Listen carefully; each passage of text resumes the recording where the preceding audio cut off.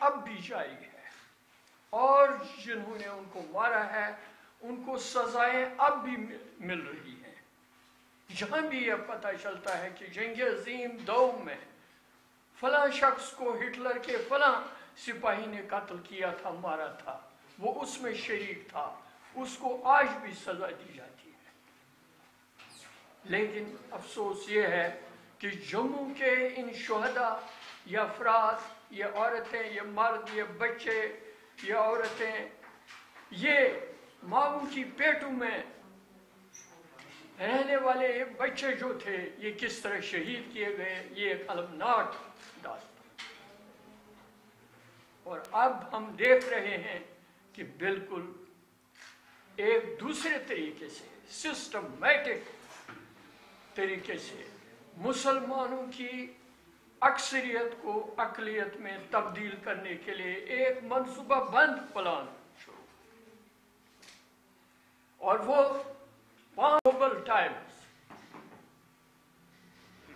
لاس Angeles Times, ان تمام اخبارات نے لکھا کہ 5 اگست 2019 کا کیا مقصد تھا اور اس کی تیاریاں کب سے شروع کی گئی تھی، جو آج جاری ہے۔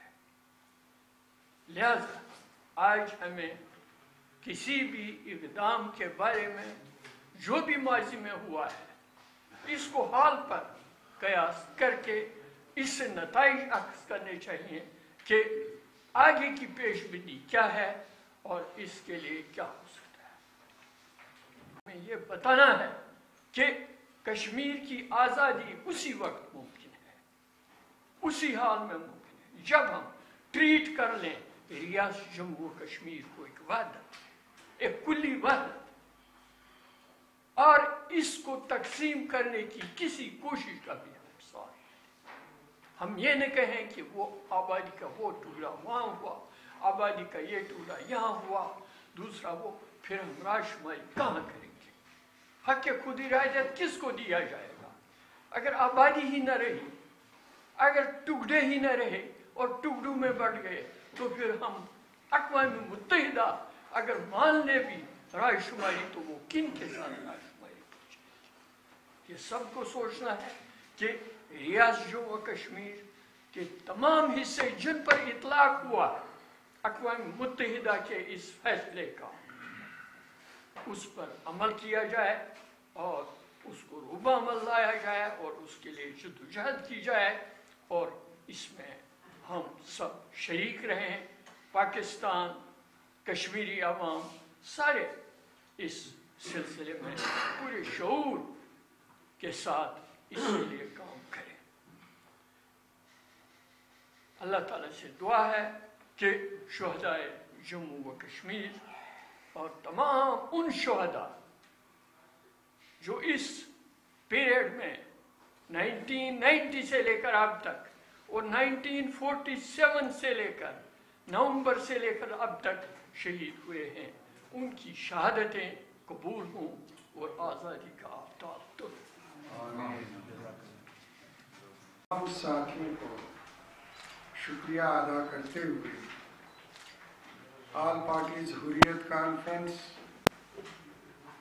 صحافت سے وابستہ خواتین حضرات،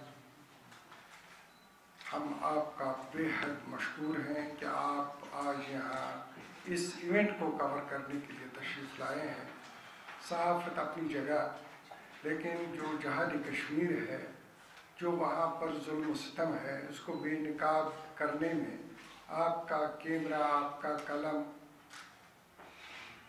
یہی ایک چیز ہے جو دنیا تک ہماری آواز پہنچا سکتا ہے، اور آپ کا ایک ایک قدم جہادی کشمیر میں بالکل اسی طرح ہے جس طرح میدان کارزار میں ایک مجاہد لڑتا ہے۔ ایک پلانڈ وے میں جو مسکر کیا گیا، اس میں کوئی شک نہیں۔ ہم مجھ سے پہلے مقررین نے بالکل اچھی طرح اس پہ روشنی ڈالی۔ میں تائید کرتے ہوئے یہ عرض کروں کہ ایک پلانڈ وے میں یہ مسکر کیا گیا۔ وہاں جموں کے مسلمانوں کو کہا گیا کہ جو پاکستان جانا چاہے ہم آپ کو وہاں بھجوا دیں گے.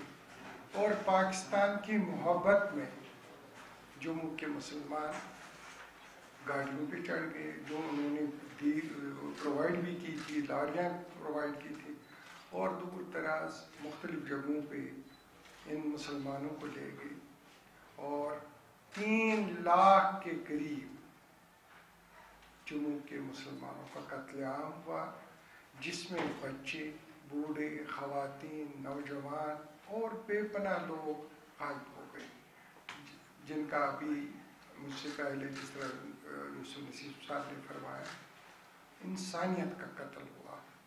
اتنا زیادہ ظلم ہوا کہ جس طرح ہم ہسٹری میں پڑھتے ہیں کہ کس طرح جونوسائیڈ ہوا, اس سے زیادہ ہوا.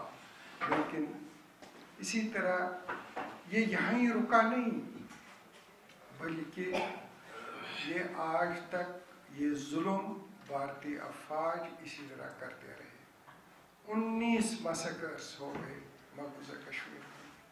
گن پاؤڈر ایک چلتی ہوئی بس پہ چھیڑا گیا اور اس کو زندہ پیسنجرز کو جلایا گیا.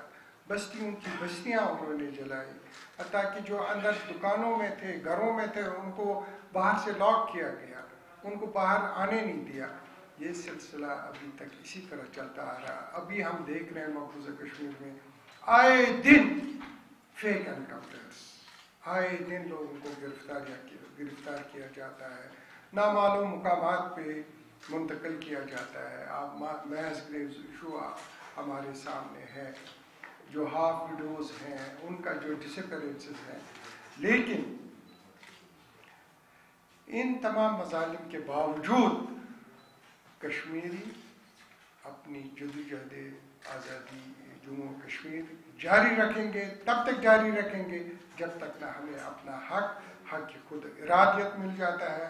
تو انشاءاللہ تعالی یہ میں اور اس پہ جو انہوں نے فرمایا تھا کہ لیگل اسپیکٹس کیا ہے, لیکن چونکہ نماز کا ٹائم ہو رہا ہے, انشاءاللہ اگلی دفعہ پھر بیٹھیں گے. میں اس کے ساتھ ہی آپ سب کا شکریہ ادا